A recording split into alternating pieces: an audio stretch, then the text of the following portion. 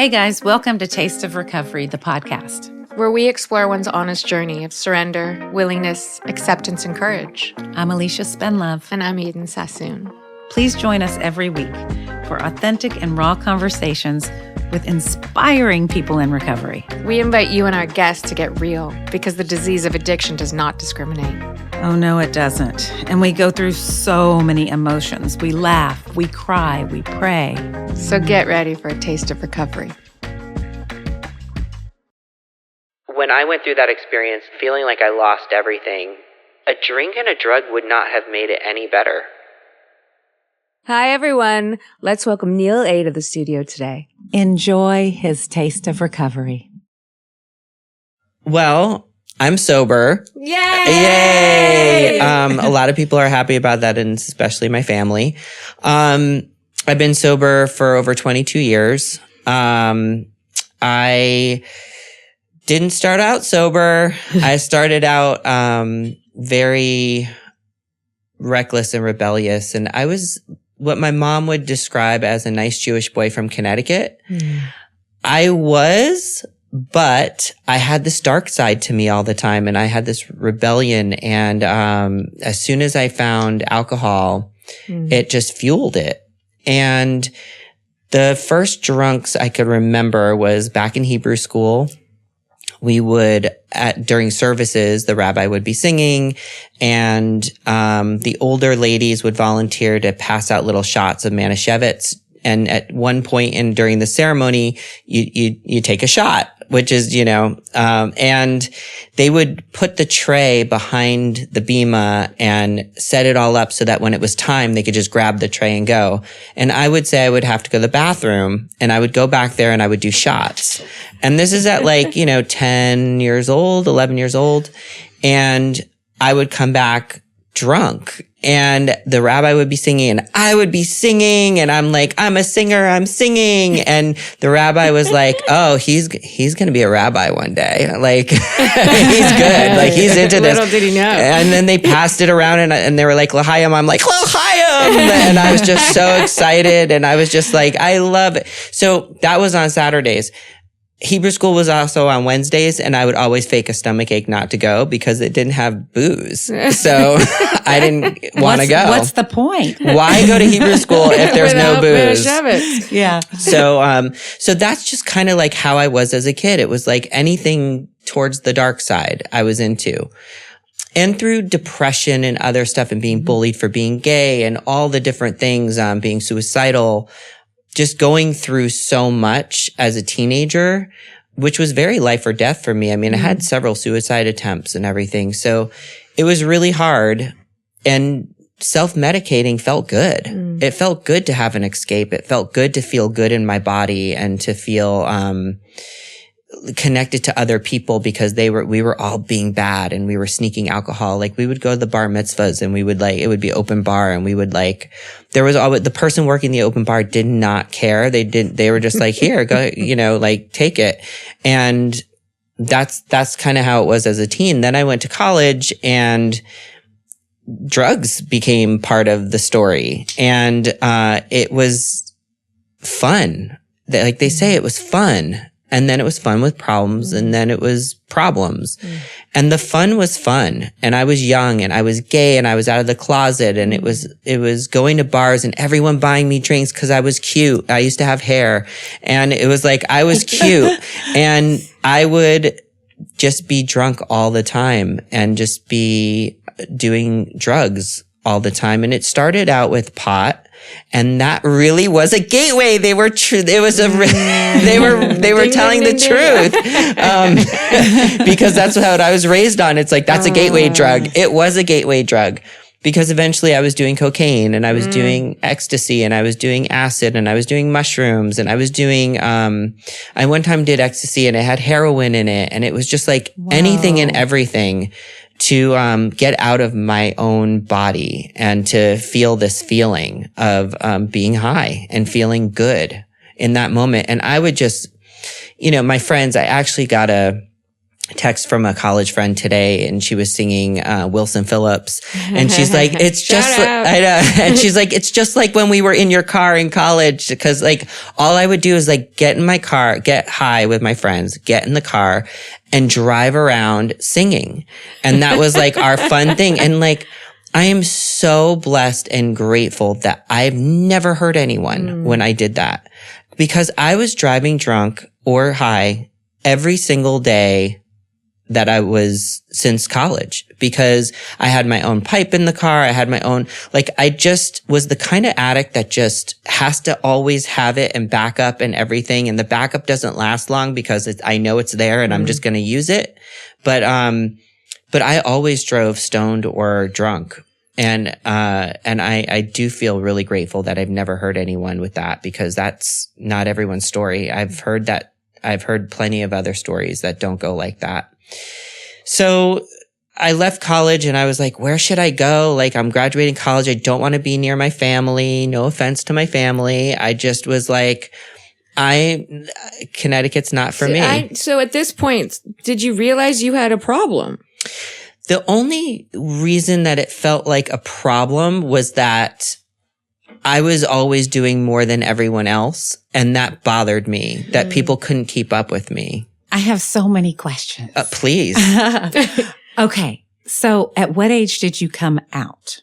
I came out officially at 18, which I was just telling a youngster who was 22, who was like, oh, I came out when I was 14. I'm like, oh my God, that wasn't a choice for me. He's like, why not? And I'm like, it was illegal when I was coming out. There were sodomy laws. If I was caught having sex with another man, I could be arrested and go to jail. If I could, if my landlord was homophobic and said, get out of this place, faggot, I wouldn't have any recourse. I had no rights. There was no anti-discrimination. There was nothing like that. So and I said, everyone thought you had AIDS if you were gay. So it was just like everyone feared you. And also to be gay meant to be gay bashed. And this 22-year-old said, what's that? And I'm like, it's nice to know that everything I fought for all those years is at a point now where someone who's gay doesn't even know what gay bashing is. I love that. Yeah, that's beautiful. And at the same time, it's like, I lived through people chasing me with baseball bats.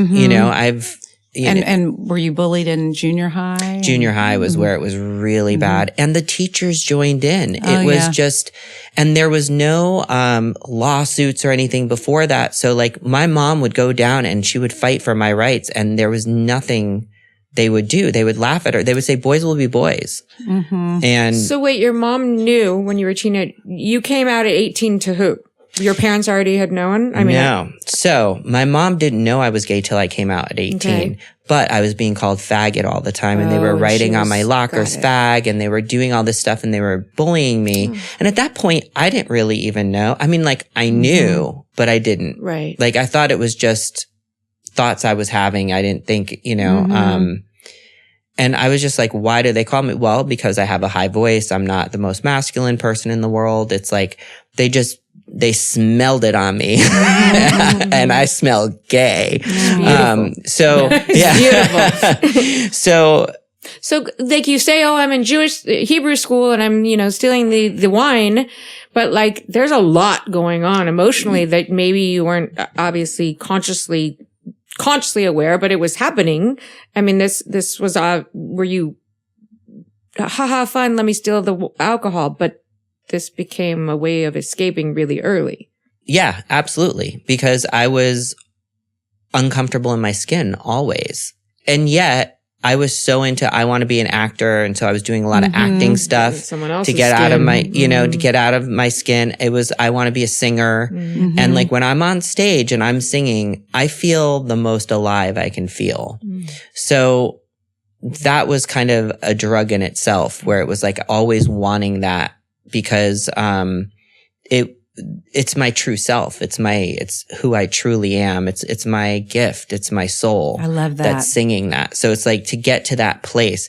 But I found that like with drugs and alcohol, like there's no nervousness, there's no inhibitions, there's, you know what I mean? And when you're doing it, back then my belief was when you're doing it, it's easier and you're giving it more grit because you're just letting loose. Mm-hmm. But now it's like having the control and having making a decision when you're going to hit a note and stuff is a lot more fun for me and a lot more interesting and artistic for me. I think as an artist, being an alcoholic and getting sober, my biggest fear was that I was going to lose that, was that I wasn't going to be able to write songs anymore. I wouldn't be able to do anything. But meanwhile, I was so wasted all the time. I wasn't writing songs. I was writing in a journal lyrics, but I was just like too wasted to finish them. Yeah. And to do anything with it. Yeah. So come back around to the beginning, but when you were sort of getting 18 coming out. Yeah. And you decided, oh, what am I going to do now? I'm going to go to college. I don't know that I want to go to Connecticut, right? Right. Or was this after college? For college, I said, I always wanted to live in California. I always thought, and my grandmother was always like, you're going to be a movie star one day. It was like that thing. My grandmother was my biggest fan. And I was like, every time I watched anything with California on TV, I was like, I need to live there when I'm older. So I decided that I wanted to live in California, but I didn't pick LA because San Francisco, you could smoke pot pretty openly and you could be super gay. And like, I found out like you could have sex in the bar while you're getting drunk, while you're smoking a joint, and no one will stop you. And I was like, burn my bags, I'm home. Like, get me, like, San Francisco is the place for me. I am free. I am the San Francisco treat. Screw Rice-A-Roni. I'm the treat. So I went to San Francisco and I went wild. And I went wild with sex and drugs and rock and roll. And what it got me was misery. It got me pure misery. I became so depressed when I was there. I felt so isolated, so alone. I would go to the bar and on Sundays for beer bus because it was super cheap and I didn't have a lot of money back then at all. And I just would eat the peanuts as my dinner. That was like my dinner. And I would get $5 cup and it's all you can drink, a draft beer. And people would be like, oh, this stuff tastes horrible. I'm like, I don't care. Like, it's $5. I could drink as much as I want. I can taste the difference. I didn't care. And I was there and I would drink and I would get so lonely and sad and then leave and go cry in my car and then drive home. And if I didn't hook up with someone. And all the people that I would see every week were like my friends. And I don't remember any of their names or faces except one's name was Neil. And that's why I remembered. And he had a belt buckle that was also would pop open and a pipe would come out. And so I was like, I need to get one of those. And I never found one in time. But, so these people were like my only friends, but I don't even remember them. I don't remember who they were. And I was at that bar one day and this guy walked in who I knew from Rhode Island. I went to school in Rhode Island and I knew him because he was gay and he was dating my friend and he was sober. And I saw him at the bar and I went up to him while I was drunk and I just said, let me backtrack for a minute. So that summer I wanted to get sober because I knew that like I was smoking so much pot every day that it was ruining my voice and singing meant everything to me. And I knew that if I stopped smoking pot, I was just going to drink even more than I already was. So I needed to completely get sober. So on my 27th birthday, my mom was visiting and I said, I'm going to stop this on my 27th birthday. At that point, I was like, had a medical card because that was like when that came out. And I would tell her, this is my medication. Don't judge my medication. I'm not into pharmaceuticals. I'm more natural. Like it was very rationalized for me at the time. And I need medication, So I tried to get sober that day on my 27th birthday with my mom there and said, I'm not going to drink or use today. And my old neighbor, who was also a drug dealer, came to the party an hour after it was over and brought me a giant bag of weed as my gift for my birthday. And I was like, well, I'm not going to waste it. and I just went and I smoked and I got high. And every day after that, I tried to get sober and I couldn't do it. I couldn't get past 5 o'clock. I sometimes couldn't get past 8 a.m. And I would try every single day and feel like the biggest failure and the biggest piece of shit. Like, why can't I just distract myself with something and not do this? But I would always just give in at some point. And that's when I realized I needed help. And as an addict, as a self-centered person, but also as a big ego, asking for help is like the last thing on the planet I want to do. And also thinking like, who could possibly help me? Like, I'm above all that. So I was at the bar and I saw this guy, Adam, and I knew he was sober. And this was 3 months this was in September and my birthday was in July. And I wasn't able to get 24 hours on my own. And I went up to him and I just said, oh, I guess your sober thing never worked out. And he's like, why? And I said, because you're in a bar. And he's like, oh, I'm allowed to be in bars even though I'm sober. He's like, I just drink like Diet Coke. And I was like, oh. And I said, I don't know why I said it, but I said it. I said, I think I need help. And he said, well, I know just the place for you. And he said, this was on a Sunday. He said, Wednesday, there's a meeting called Living Sober at Our Lady of Safeway, which was like Safeway was the supermarket and there was a church next to it and we called it Our Lady of Safeway.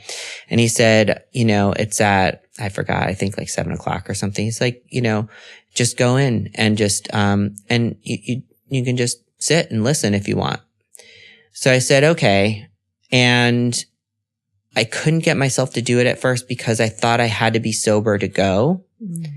And then I went to the library and looked up a sobriety book of how to like get sober on your own.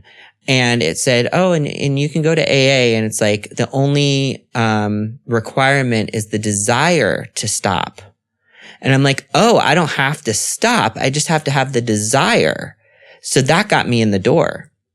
So I was sitting in my car, petrified, heart in my throat, not able to breathe, like having so much trouble. Like, how do I walk into that room?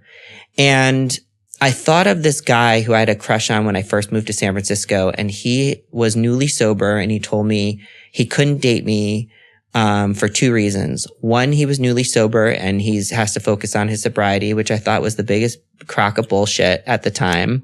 Now I think it's like genius that we pass that on to people because I've seen what it does to people who date in early recovery and its odds are against them.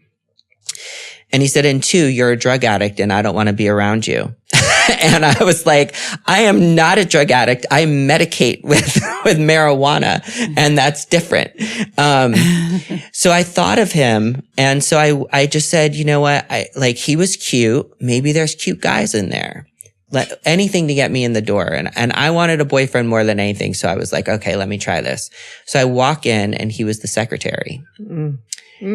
And I sat down and this guy came up to me who was hot and said, are you new? And I said, yes. And he said, here's my card. And because we had business cards back then, he said, I know it weighs 100 pounds, but I want you to pick it up every day. Or no, he said 1,000 pounds. It weighs 1,000 pounds. I want you to pick it up every day and call me. And I looked at the card and I looked at him and I was like, oh my God, I have my first boyfriend. and I am here to tell you that as a newcomer, my head wasn't quite on straight. And I was not on a pink cloud.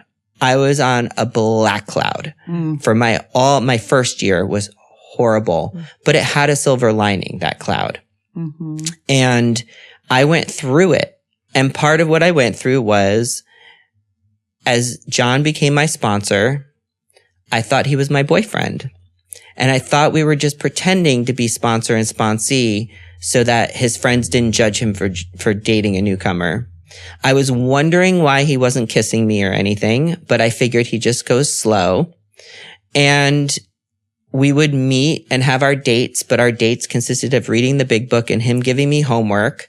But I was like, this is still cute. And he's like adorable and he's like the perfect husband and whatever. And he would introduce me to his friends. We would go out for dinners in groups. It was like I finally had a boyfriend.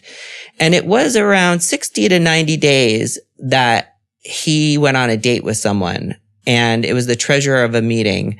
And, the person I introduced you to today was someone who was at that meeting that day. And they said, who's ready to share? And I was like, whew. And they were like, yes. And I'm like, Brian is not responsible. He's not here for his commitment because he's out on a date with my boyfriend. So what do you guys do about like liars and cheaters in this place? And like, and I'm just like, it's not fair. It's not okay. And I was fuming that, this guy had stolen my boyfriend, and people not that your boyfriend went out with another guy. Right. So then it just became like, keep coming back, and sicker than others. Yeah. And they just they thought it was hilarious that I was that delusional. And there was a part of me that was like, maybe he's not my boyfriend, but he's gonna be my boyfriend at the end of this. Like, I'm gonna convince him. But like, there was something that obviously it was like the fact that we weren't even holding hands except for the serenity prayer was like, becoming a newcomer was so painful and so difficult. And, if anyone's out there listening, it's like, you don't have to fix it all. You just have to show up for the experience. And you truly don't even have to do one day at a time. You can do 1 minute at a time. And there's roomfuls of people around the world that will hold your hand through it for free. This doesn't cost, and we help each other because it helps us. And everything I've needed in life since I've learned from AA and being sober, being of service, helping people. I got my first commitment. It was a coffee commitment, which is a big mistake if you're a newcomer, because AA people are crazy when it comes to coffee. And if you're like me and have never made coffee before, and suddenly you have a room full of AAers that want their coffee, I was always late with the coffee. I was there on time, but it always took me longer to make, and it was never like on time for the early people.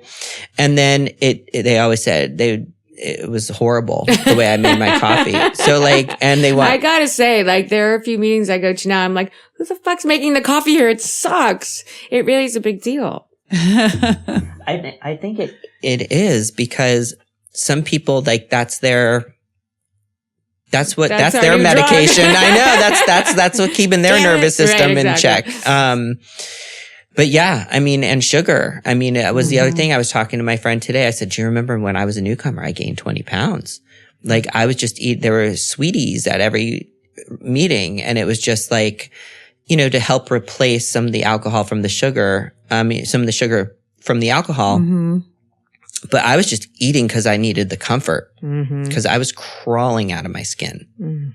As a newcomer, I was crawling out of my skin.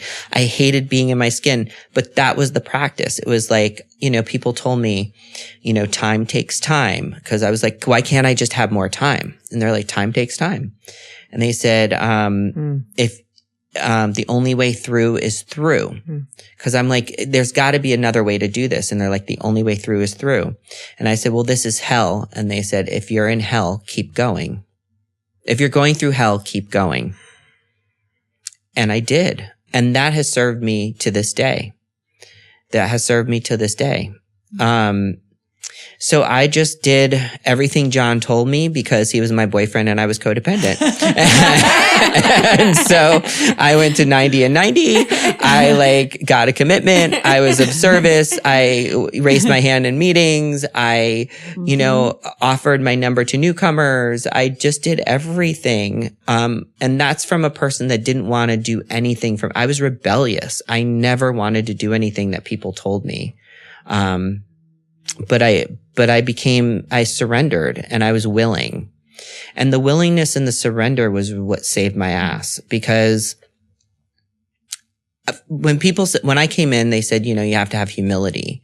And what I heard is you have to be humiliated.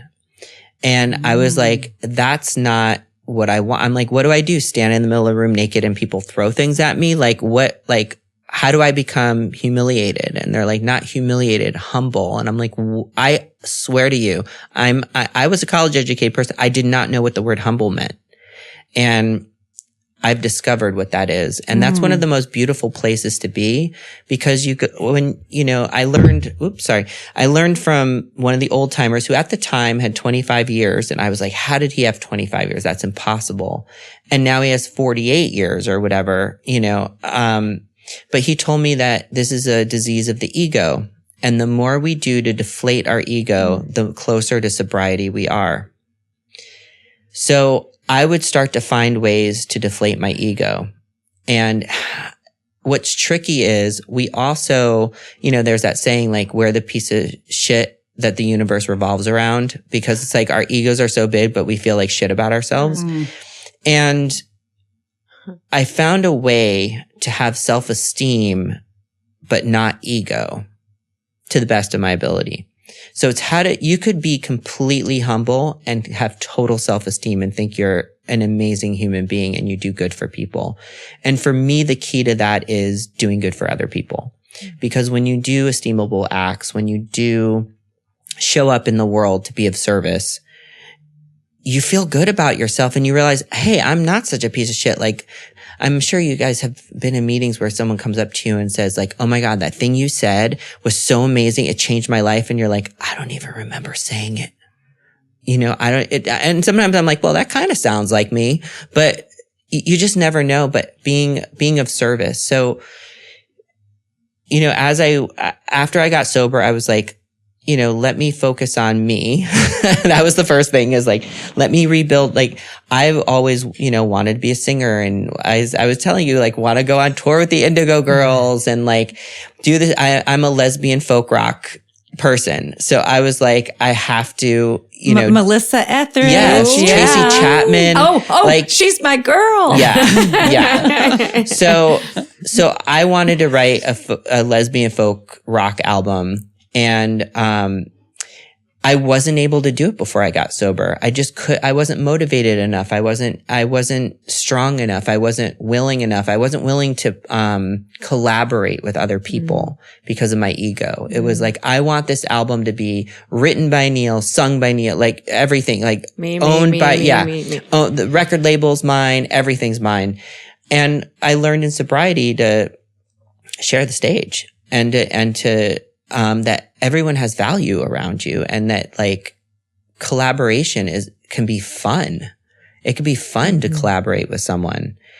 So I wrote a song on my first album about getting sober, and it's called Butterfly.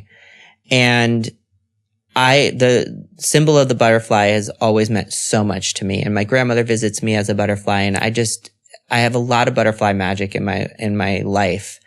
And I wrote a song about what the struggle of a butterfly. And I was telling a friend this today too, is that most people don't know how the caterpillar goes to the butterfly. A lot of people think the caterpillar like spins a cocoon, goes inside, sleeps for a while, and wakes up a butterfly.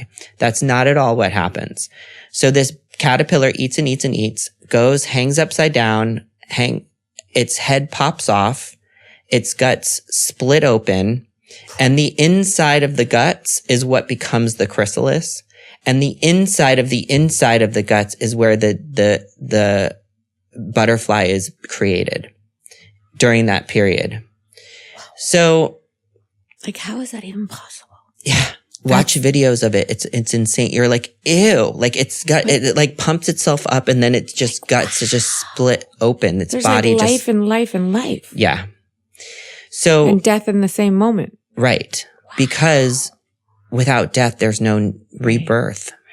And I just recently had a huge rebirth in my life, and I'll get to that. But like, the butterfly was part of it. So the butterfly in the song, that was for me getting sober.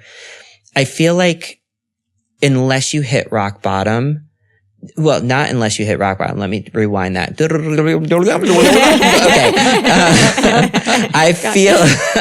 I feel like hitting rock. I love you. I love you too.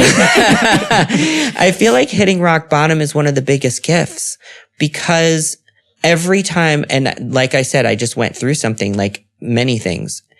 I have to remind myself every time I've hit rock bottom in my life, something beautiful comes out of it. And rock bottom in sobriety or with drugs and alcohol gave me my entire sober life. And it's all the friends I've made, all the things I've learned, the spiritual program, the spiritual path that I've gone on, which has been in many directions, but it's all been spiritual. I learned in AA, like the answer is spiritual. The answer is spiritual. And so a rock bottom is like the biggest gift. And, I'm wearing these bracelets from Bali and they symbolize, destruction, creation, and preservation. And that is the balance. That is the cycle. And so, my addiction and everything took me to the destruction.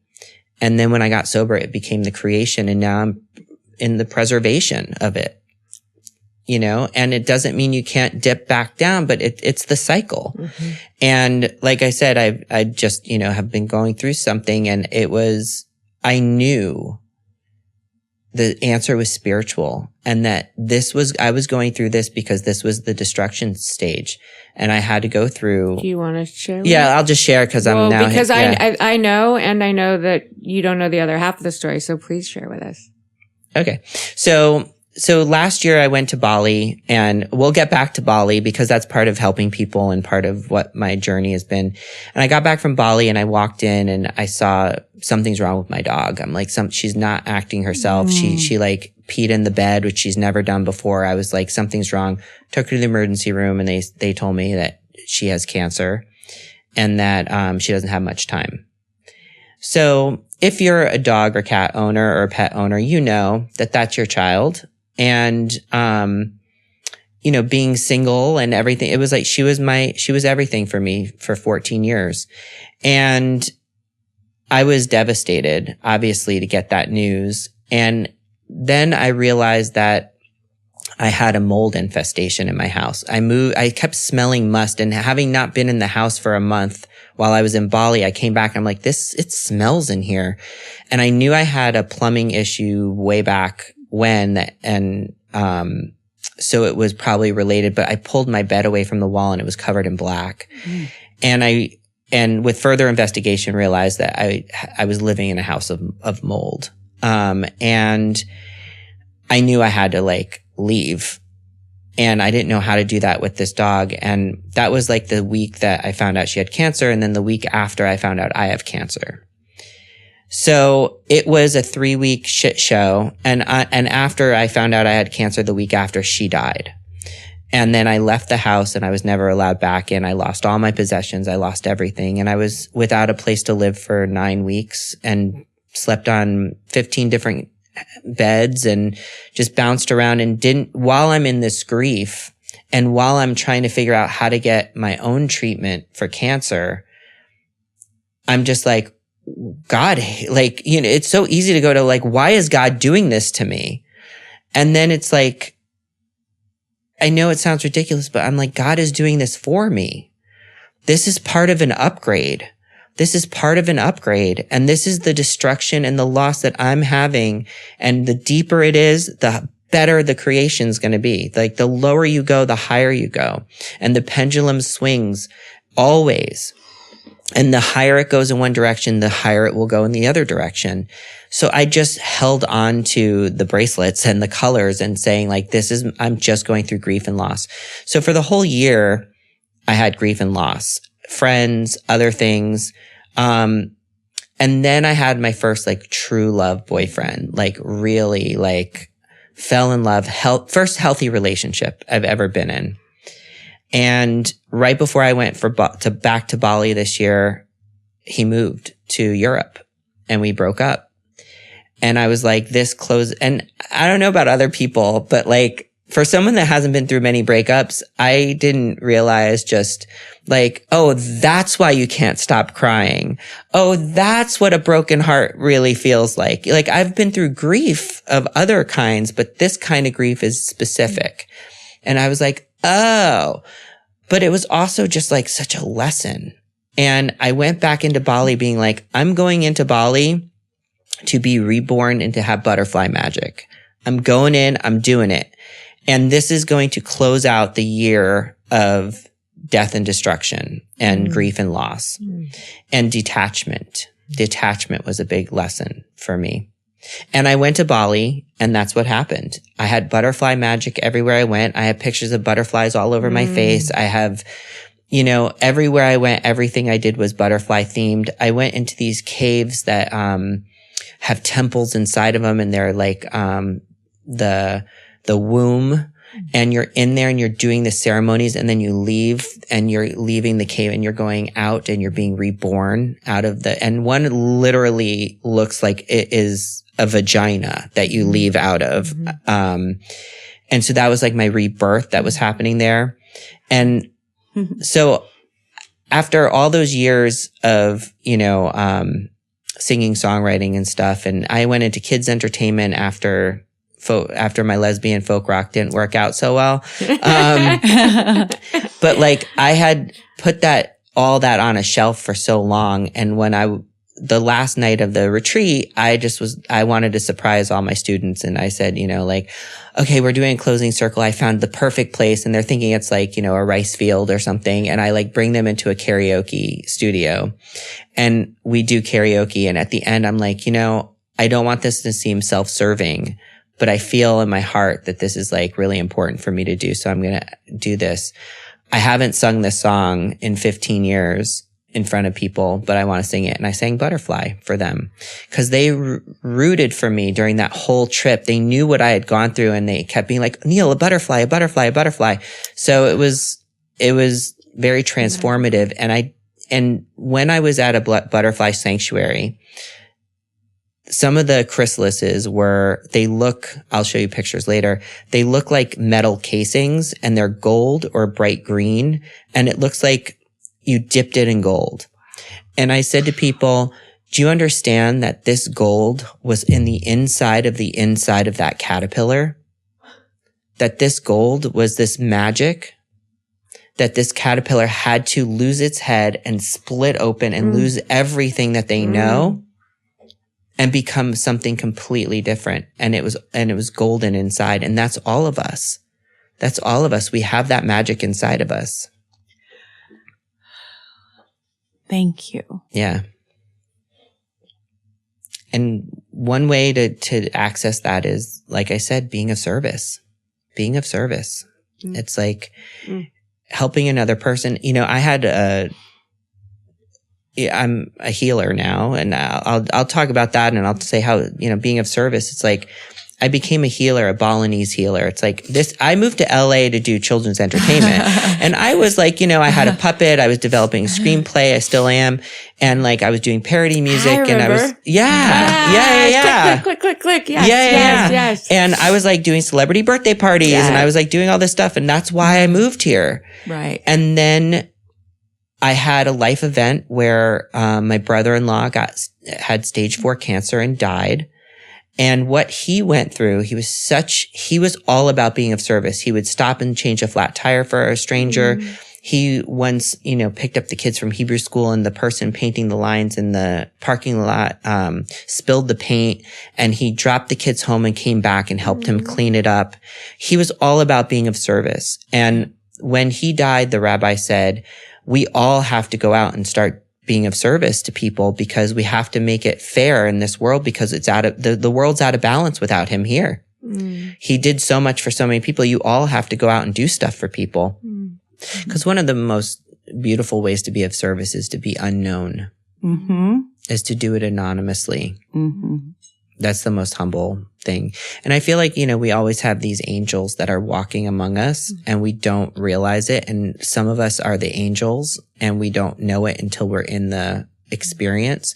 Like one time I was, on a hike and I was driving up in the Angeles forest, and I kept getting this thing in my head, this voice that kept saying, keep going, because I kept stopping to go on a hike. And then it's like, no, keep going. And I'm thinking in my head, so logically for me, I went right to like, maybe there's a hot guy that like I'm supposed to meet. You know, that's right where I went with it. It's like, oh, God's trying to set me up. Yay. I love a good blind date. And when I rounded the corner, there was someone who was in a motorcycle crash, and he was laying face down on the side of the road, helmet off, bike down. And I was one of the first people there. No signal for people to call 911. So then people start going down the hill to call. And I sat there and I did my healing. I blew on him. He woke up. And then I felt that it was in his shoulder and in his head. And I was just working on him as we waited a half hour for the ambulance to come. And he didn't remember who he was or anything. Like he was just like so out of it. And then as soon as I stepped away, he started screaming in pain and they cut open his sleeve and his bone was sticking out of his shoulder. And he had like obviously a concussion and other stuff, but like he left and in the ambulance and I cried because I was like, I got to be someone's angel today. Like I got to show up. Wasn't just like, oh, there's nothing I can do. I got to do something. And last week I was walking I got a new dog and she is amazing. And she's so amazing. And I was walking her and she stepped on a bee. We kept walking and afterwards, and then she just suddenly looked like she had a stroke and she collapsed. And I was in such a panic because I'm like, I don't even have my wallet on me. I'm like in my neighborhood and she's not breathing as normal. And I'm just starting to be like, oh my God, she's going to die in my arms. And what do I do? And then of course, then the history of, I just lost a dog. I just lost everything. I just lost a boyfriend. I lost my health. I lost my home. Like, I was like going back to, I'm like, nope, I've been reborn. I'm going forward. And I didn't know how to help her. And this neighbor said, do you need help? And I said, yes. And she said, I will, you need to get this dog, to the emergency vet or to any vet. She's like, just go to the one down the street. She's like, I'll drive you to your car and get you there. And she did and saved me and my dog's life, and then that was it, and she was just an angel that day. And because she said, do you need help? I said, yes, because I learned how to ask for help in this program. I learned how to say yes. And had I been like, no, I got this, I don't know if my dog would have made it because I was sitting there trying to look for emergency vets on my phone with my left hand. And it was like, when you're having a bad dream and your phone doesn't work. That was like what it was like. And so it's like we all have this ability to show up for people and to ask, do you need help? Or just give it, It keeps me sober. It all keeps me sober. I just do whatever I was told to do. And the stuff I was told in the beginning, I still do that stuff. It's what I tell my sponsees. It's what I tell everyone. It's like, be of service and show up and I'm part of that whole no matter what club, which, there are certain things that when I first came into the program really annoyed me as a little punk. One thing was I would ask my sponsor's best friend, who I thought would be the best man at our wedding. I would say like, oh, how are you today? And he'd be like, happy, joyous, and free. How are you? And I'm like, oh my God, that's so annoying and so stupid. But like, I'm happy, joyous, and free. Yeah. And the other thing that people said is like, oh, you have to join the no matter what club. And I'm like, the what? And I'm like, and I thought it was like a club you go to or something. They're like, no, you just don't drink and use no matter what. Because we all have the things, especially when we first get sober, of if this person dies, if this thing happens, if this relationship ends, I'm drinking. Or if I get married, I get to have a drink at my wedding or whatever. And the no matter what club it's no matter what. It's no matter what. And I just, have realized there's nothing that when I went through that experience last summer of feeling like I lost everything, a drink and a drug would not have made it any better. And I didn't even want to, because I felt like I want to feel that after a while of sobriety, you like want to feel your feelings. I want to go through this. I want to go through this and feel what it feels like to go through this and not give up. I can scream. I can cry. I can throw things. I can call people and cry to them. I could do whatever I need to do to feel this pain, but I'm going to feel the pain. No matter what. No matter what. Thank you so much for joining us. We hope these stories have touched your hearts and left you with a newfound appreciation for the incredible strength within us all. And if you found our podcast to be a source of inspiration, we'd be extremely grateful if you could take a moment to rate and review us. Yes, review us, review us. Your support helps us reach more people on the path to recovery. And while you're at it, hit that follow button on Apple, Spotify, or wherever you listen to your podcasts. Remember, you're not alone. One day at a time, we got this.